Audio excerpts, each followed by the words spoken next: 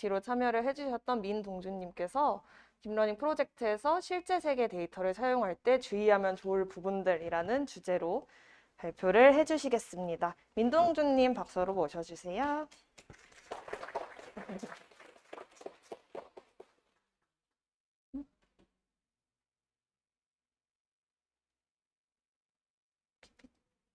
잠시만요.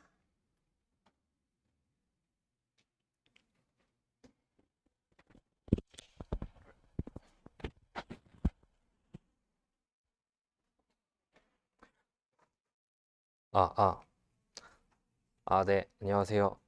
네, 저는 프로젝트에서 실제 세계의 데이터를 활용할 때 주의하면 좋을 부분들이라고 일단 제목을 달았는데 이제 사실은 이제 시계열 데이터 관련된 프로젝트를 할 때 주의할 부분들에 대해서 제가 몇 가지 이제 대학원에서 이제 과제들을 참여하면서 있었던 이야기들을 바탕으로 몇 가지 이제 리스트업을 해드리려고 합니다. 네, 발표 맡은 저는 이제 현재 고려대학교 정보보호대학원 인공지능연구실의 석사과정 현재 석사 수료한 상태고요. 연구 주요 관심 분야는 타임 시리즈 예측 그리고 AI 보안 그리고 거의 이제 지금은 많이 되진 않지만 이제 연합학습 쪽을 연구하고 있습니다. 그래서 어, 이게 약간 GitHub 로고가 위로 올라갔는데 네, 이런 식의 제 연락처가 이렇게 있습니다. 네, 본 발표는 제가 이제 이 발표 자료를 사실 3번 정도 다시 업고 다시 만들게 됐는데요. 그래서 과제를 진행하면서 이제 보안각서들 그런 문제들이 있기 때문에 이제 그런 내용들을 전부 배제를 하고 이제 해당 내용들은 언급을 하거나 이제 다루진 않습니다. 그래서 본 발표는 현실 세계에서 시계열 데이터를 이제 딥러닝 기반 프로젝트로 만들고자 하실 때 발생할 수 있을 만한 이슈들을 정리하고 관련된 연구 방법론들, 대응책들이 어떤 게 있는지 또 그리고 공개된 좀 사용하기 괜찮은 데이터셋들이나 벤치마크들이 어떤 것들이 있는지 소개를 해드리려고 합니다. 그래서 본 발표는 네, 처음 입문자 혹은 프로젝트를 기획하신 분들을 대상으로 합니다. 그래서 목차는 다음과 같습니다. 네, 먼저 들어가면서 이제 본 발표를 이제 진행할 수 있도록 도움 주신 파이터치 운영진 분들과 그리고 모두의 연구소 관계자 여러분들 그리고 그 외에 이제 다른 나이파 뭐 오픈업 이런 많은 관계자분들께 감사드립니다. 먼저 시계열 데이터라는 것이 막연하게는 알고 있지만 어떤 정확한 정의가 있는지에 대해서 이제 정리를 해보고자 하는데요. 시계열 데이터를 제가 이해하는 바로는 순차 데이터라는 부분이 있고 그 아래에 이제 시계열 데이터라는 카테고리가 있다고 볼 수 있습니다. 순차 데이터는 데이터 집합 내에 데이터 그 객체 간에 순서가 있는 데이터라고 보시면 됩니다.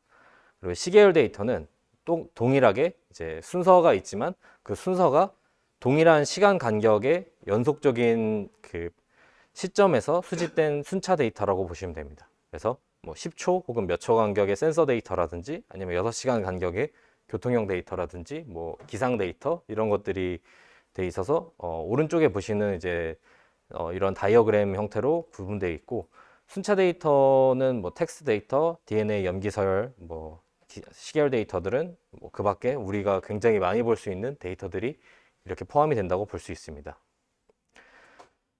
그래서 관련된 연구가 현재 어떻게 진행되고 있냐라고 한다면 저도 이제 모든 뭐 최신 연구 동향을 다 꿰고 있는 건 아니지만 그래도 꽤 많이 연구를 하고 있지만 시계열 데이터를 봤을 때 저희 뭐 제가 많이 프로젝트를 요청을 하거나 아니면 많은 이런저런 곳에서 보게 되면 현실 세계와 굉장히 가깝고 가장 쉽게 데이터가 많이 모이기 때문에 그것을 이제 딥러닝으로 풀고자 하는 그런 욕구를 갖고 이제 니즈가 있는 것을 확인할 수 있습니다. 하지만 이제 탑 컨퍼런스나 저널들에 이제 계속 새로운 연구들이 나오고 있지만 NLP 분야나 아니면 비전 분야에 비해서는 상대적으로 관심도가 좀 낮다고 볼 수 있습니다. 물론 오른쪽만큼 이렇게 아무도 관심이 없지는 않습니다. 그리고 이제 많은 이제 딥러닝 사용하시면서 이제 뭐 프리트레인드 데이터, 프리트레인드 모델 이런 것들을 많이 보실 텐데 이제 타임 시리즈 같은 경우에는 또 뭔가 그 도메인 스페시픽한 그런 부분들이 있어서 그런지는 저도 요거에 대해서는 명확하게 말씀드릴 수는 없지만 뭔가 공개되어 있는 프리트레인 모델이 굉장히 적습니다. 허깅 페이스 같은 경우에도 제가 확인한 바로는 트랜스포머 단 하나 있습니다. 그래서 시계열 데이터의 주요 이제 풀고자 하는 문제들을 크게 두 가지로 나눌 수가 있는데요. 그래서 예측하는 부분, 미래에 대해서 값 자체를 맞추는 것과 그리고 미래 데이터 혹은 어떤 특정 시점에 대해서 그 특정 결과에 대해서 그것을 분류기를 만들어서 기준에 따라서 분류할 것인가 이런 문제들이 있습니다.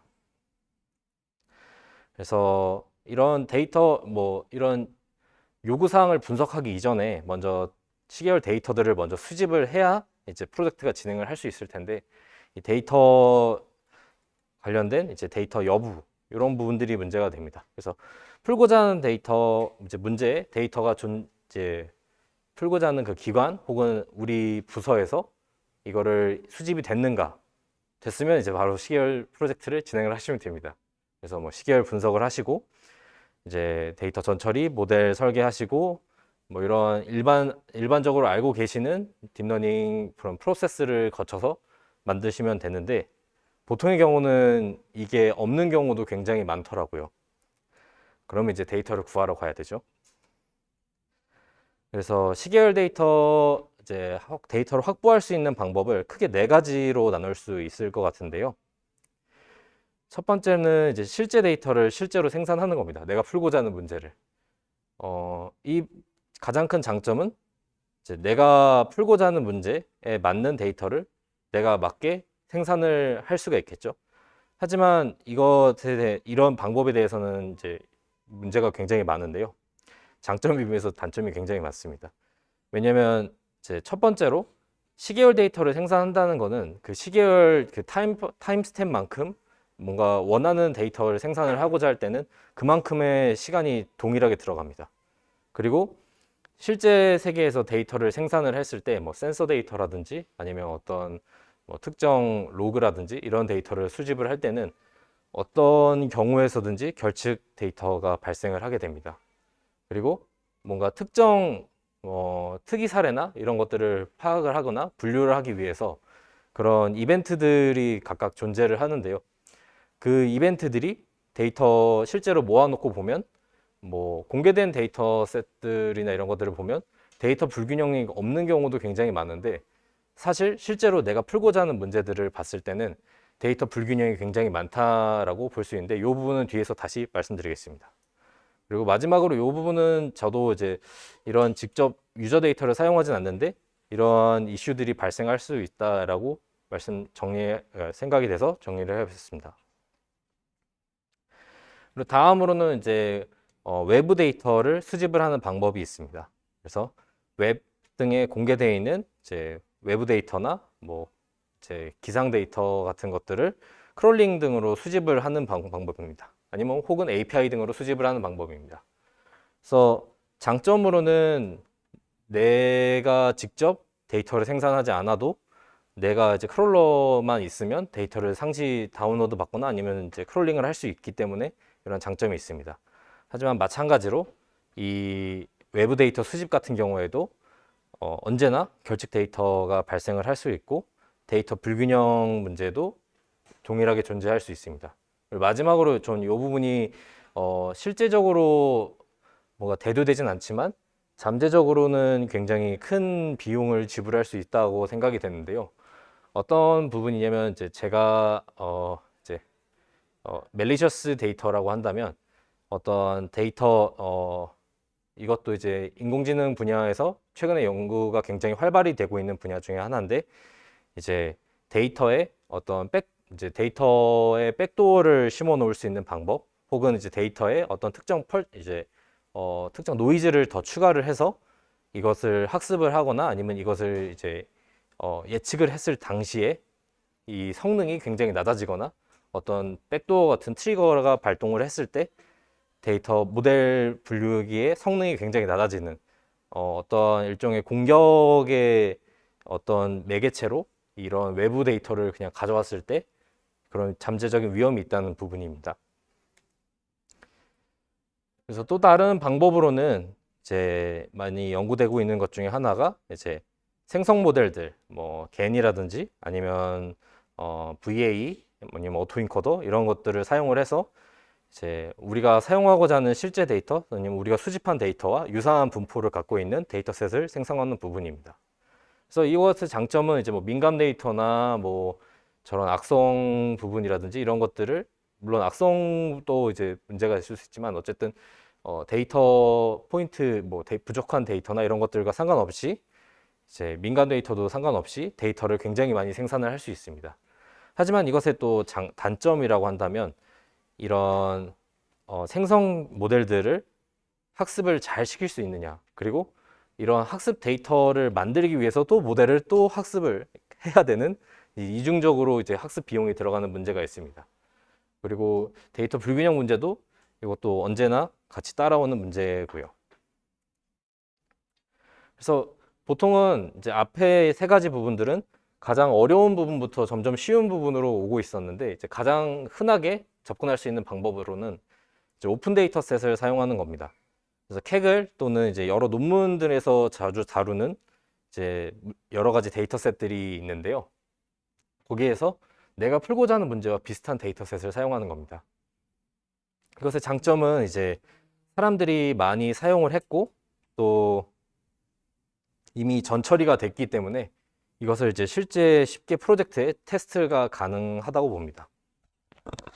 하지만 단점도 역시 또 있는데 요거는 이제 시계열 데이터들을 공개해 놓은 데이터셋들을 보면 여기에서도 이제 결zik 데이터는 존재가 왕왕되고 있고 또 여기에서도 데이터 불균형도 마찬가지로 있고 또 마지막으로 이제 또 하나의 문제가 이제 굉장히 데이터가 예전에 공개돼서 현재 이 데이터를 가지고 모델을 학습시킨 다음에 지금 이제 내가 데이터 생산하는 것과 다시 대조를 해서 이제 학습을 다시 적용을 해봤을 때 성능이 다르게 나오거나 혹은 이제 되게 옛날 데이터라서 뭐 이게 맞지 않는 내가 풀고자 하는 문제와 맞지 않은 경우 이런 것들이 존재할 수 있습니다. 그래서 지금까지 앞에서 수집한 방법들에 대해서 얘기를 했고 이것들을 이제 여기에서 발생할 수 있는 이슈들을 크게 이제 정리를 하자면 결측 데이터가 발생하는 것, 그리고 이제 분포 이동, 그리고 이제 기타 이슈들이 있습니다. 결측 데이터는 그냥 없어요. 그냥 이게 실제 세계 데이터를 다루다 보니까 그냥 저도 프로젝트를 하면서 어제는 됐는데 어제나 뭐 지난 뭐 한 달 동안 데이터가 잘 생산되거나 문제 없이 잘 되고 있었는데 그냥 오늘은 갑자기 안 됩니다. 그러면 그 원인을 또 찾기 위해서 저는 주변 같이 일하는 팀원들이나 아니면 다른 기관들에 또 문의를 해서 원인을 또 찾아야 되는데 찾아보면 그냥 네트워크가 이상했었다. 아니면 그 타이밍에 안 돌아갔다. 그런 굉장히 불안정한 이유로 이런 데이터가 생산이 안 될 수가 있습니다. 현재 뭐 이게 사실 가장 큰 이슈, 가장 많이 발생하는 부분이고요. 그래서 결측 데이터를 어떻게 처리하는지에 대해서 그러니까 연구나 혹은 이제 저희 일반적으로 사용하는 방법들을 보면 일단은 저희가 데이터 수집을 한 게 굉장히 많고 이 상대적으로 결칙이 굉장히 작고 뭔가 에러나 이런 부분들로 잠깐의 그런 결칙이 발생했다면 버리는 것도 하나의 방법입니다. 하지만 정말 적고 이게 그게 적다면 버리는 것보다는 뒤에 있는 두 가지 방법을 사용하는 게 좀 더 낫다고 저는 생각이 됩니다. 두 번째로는 이제 0 또는 뭐 특정 값 혹은 가장 작은 값이라든지 평균 값으로 대체를 하는 임퓨테이션 방법도 있고 그리고 이제 KNN이라든지 EM 알고리즘 혹은 이제 딥러닝 기반으로 임퓨테이션을 하는 대치를 해버리는 그런 이런 결측 데이터를 처리하는 방법들도 최근에 연구가 굉장히 많이 되고 있습니다. 그리고 마지막으로는 이제 내사 방법이라고도 많이 얘기를 하는 보관 방법인데요. 그래서 선형 방법을 쓰거나 아니면 크리깅 등 이런 공간적인 부분을 활용을 해서 데이터를 보관하는 방법들, 이런 것들이 있습니다.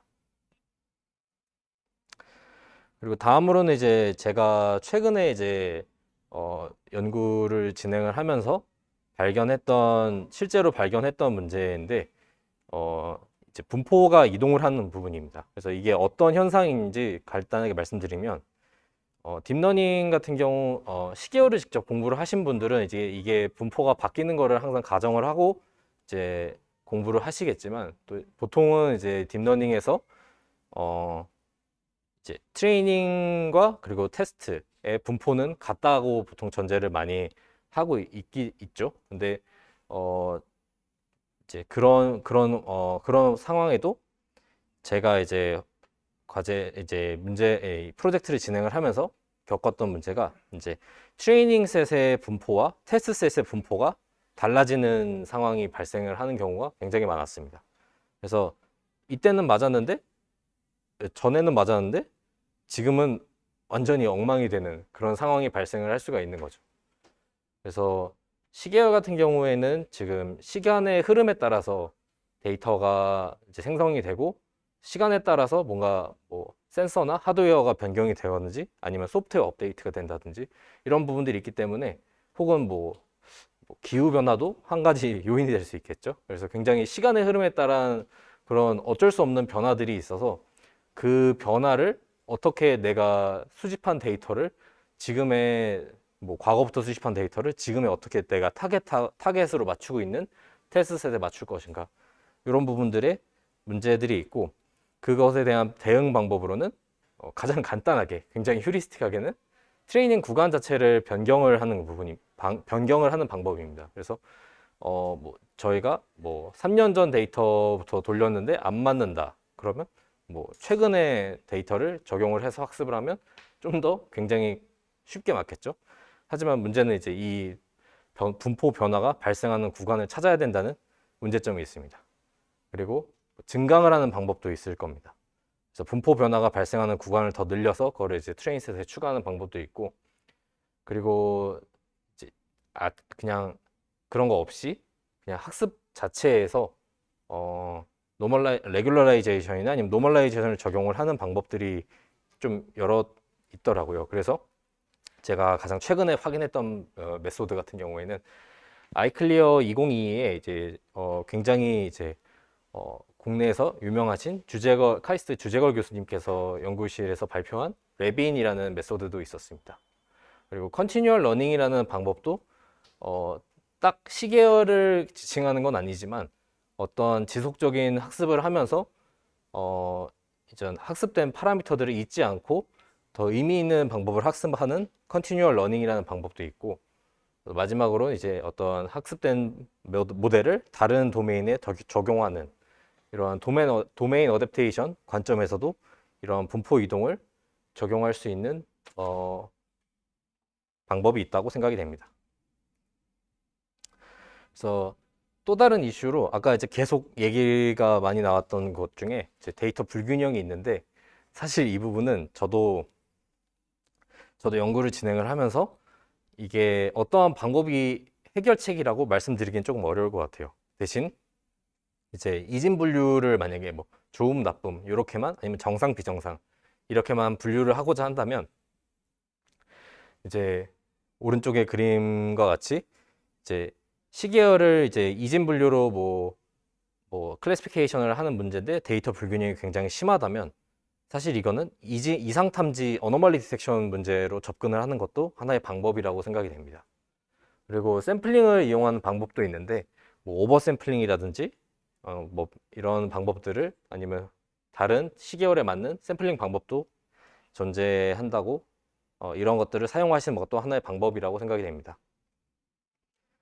그리고 보완적인 부분으로는 아까 말씀드렸던 데이터에 특정 노이즈를 씌우거나 아니면 데이터에 어떤 백도어를 위한 트리거를 심는다든지 하는 부분도 있고, 근데 사실 이 세 가지 같은 경우에는 실제 세계에서가 이런 사례가 얼마나 피지컬 월드에서 발생을 하는지에 대한 연구는 아직까지는 보고가 되진 않지만 이런 것들이 발생이 가능하다라고 보시면 될 것 같습니다.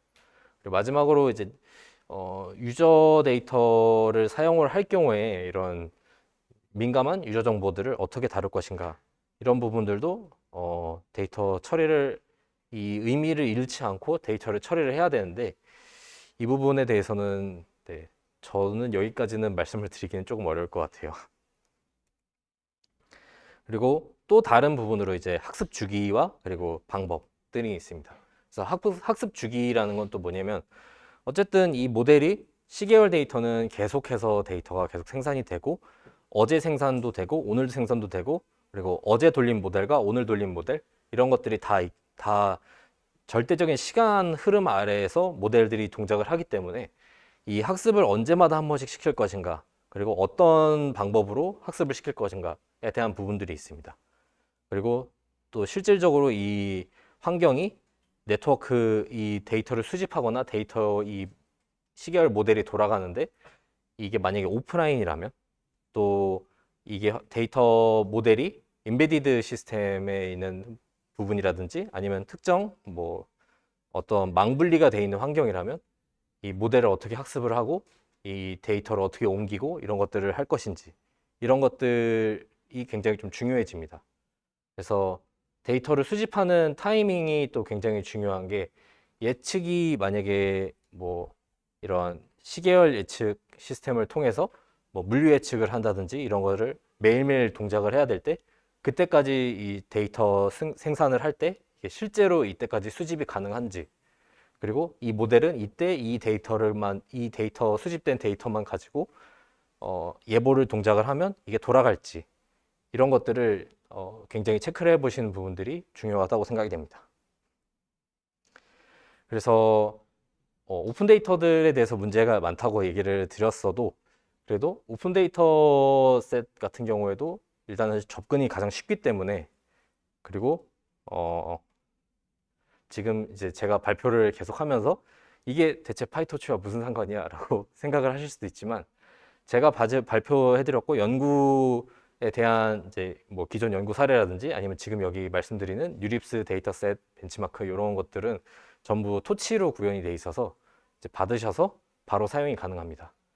그래서 위에 UCI 머신러닝 레포지토리는 굉장히 많은 많은 연구 이제 논문들이나 이런 것에서 많이 사용을 되고 있어서 굉장히 유명한 거고 마지막 세 번째에 있는 이제 뉴립스 데이터셋 앤 벤치마크 같은 경우에는 생긴 지는 지금 3회인가 4회 정도로 알고 있는데 이제 이게 굉장히 좋은 게 데이터셋도 공개가 되고 그리고 벤치마크 셋 이런 것들이 있는데 이걸 돌려볼 수 있는 테스트 코드나 이런 것들도 전부 다 제공이 되더라고요.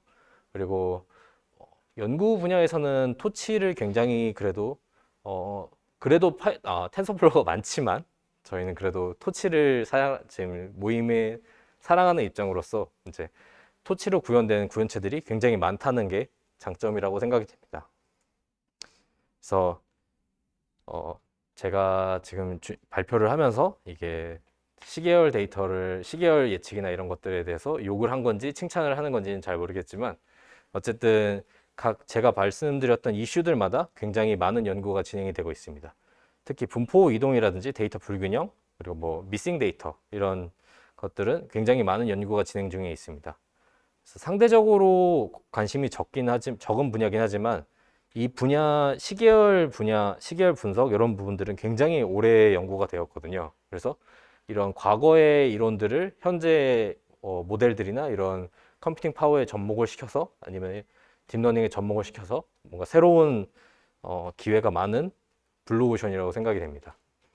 그래서 시계열 분야는 또 이제 저희 IT 분야 외에도 다른 이제 생산 분야라든지 아니면 뭐 커머셜 분야 이런 분야라도 그런 분들과 협업할 수 있는 기회가 굉장히 많아서 이것도 되게 재밌는 부분이라고 생각이 되고 마지막으로 저도 굉장히 이제 이런 발표를 통해서 다른 분들과 더 이야기를 나누고 싶습니다. 그래서 제 메일 주소 처음에 공개드렸던 메일로 연락 주시면 감사하겠습니다. 네, 발표 마치겠습니다. 감사합니다.